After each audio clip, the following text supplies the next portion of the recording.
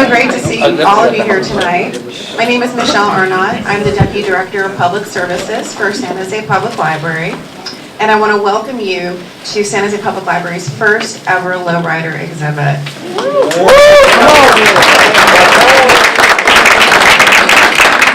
This event and this exhibit has been made possible by our California Room.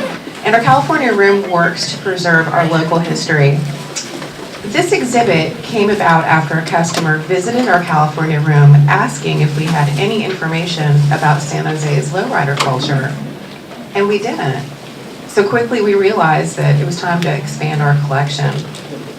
It took over a year to create this exhibit, which consists of over 200 pieces.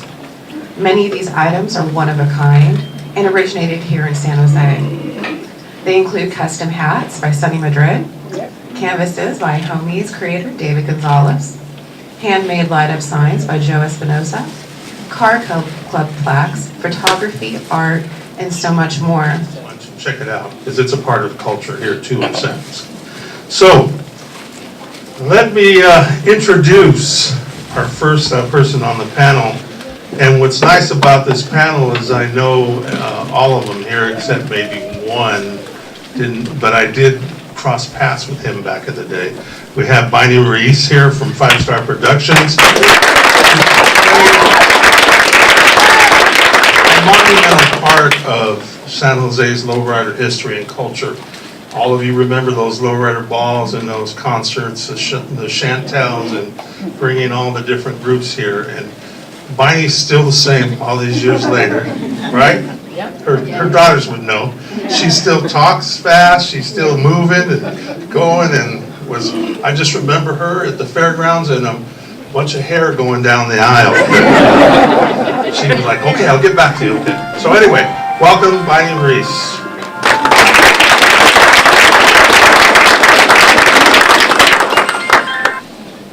Hello. Thank you, everybody. Are you ready for showtime? Oh, that's how we used to do it. Back in the day, we were getting all ready before the shows. The history of the lowrider. All right. We'll be talking about the lowriders, of course. Lowriders have been, around since the 40s and the 50s, since the Zoot Suit time. And in Southern California, they were well established in the 60s.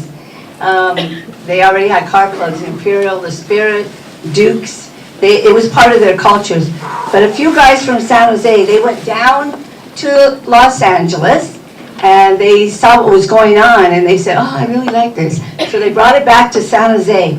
And these guys in 1974 and 75 started a car club called New Style Car Club. At this time, they wanted to, of course, they were interested in the lowriders, but there was no lowrider shops, there was no lowrider resources, and they had to do all their own work. So they had to create their own style. So that has to do, of course, with the custom paint. That has to do with the upholstery, the interior, small tires, hydraulics, and the rims, etc. Soon other car clubs started. Low Conspiracy, New Wave, First Impression. The lowriders here in San Jose, Northern California, were very different. Their cars from Southern California. They were more like a little bit, Southern California was, they used to put their cars like in maybe hot rod shows or those kind of shows.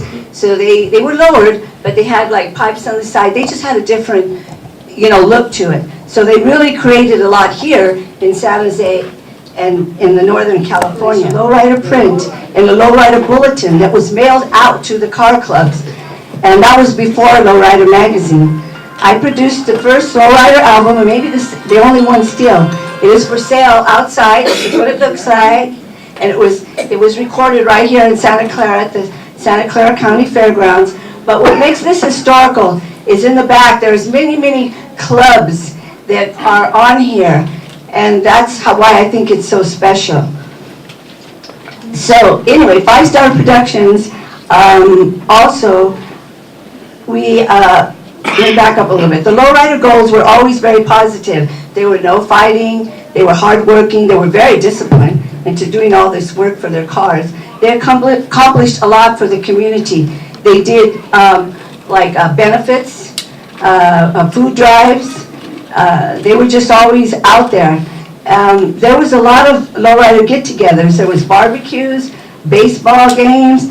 There was many car clubs, including me, had free car shows. You know, the individuals, because these car clubs were popping up everywhere. We're talking about Northern California, like, you know, Oakland, Pittsburgh, the Central Valley, the individuals, they were just everywhere. Sacramento, San Francisco, you know, this mailing list was really, at the time, it was like 700 I was mailing out to. And I would say, I'm gonna mail one to the car club, the president, and they had to share it because I couldn't send them to the individuals, it would be too much. And out of the 700, 5 were car clubs, 3 were girl clubs and bicycle clubs. So there was a whole lot of them everywhere. So, see them?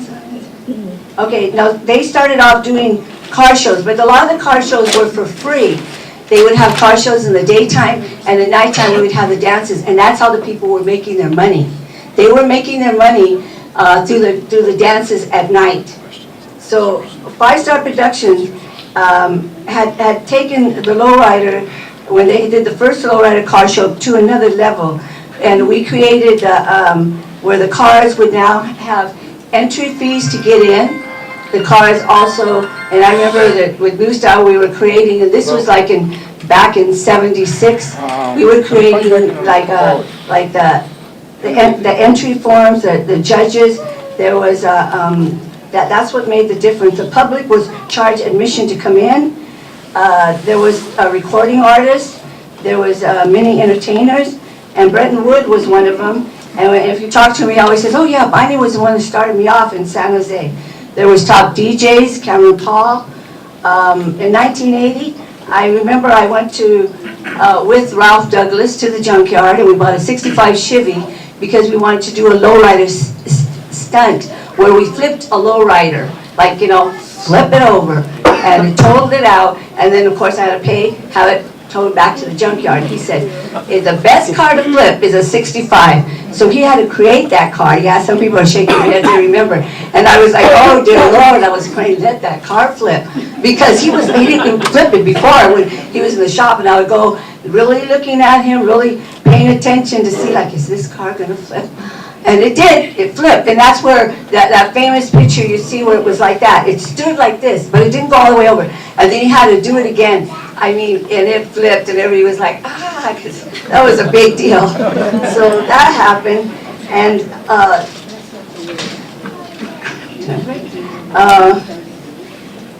so at the lowrider car shows, I gave out a lot of participation trophies.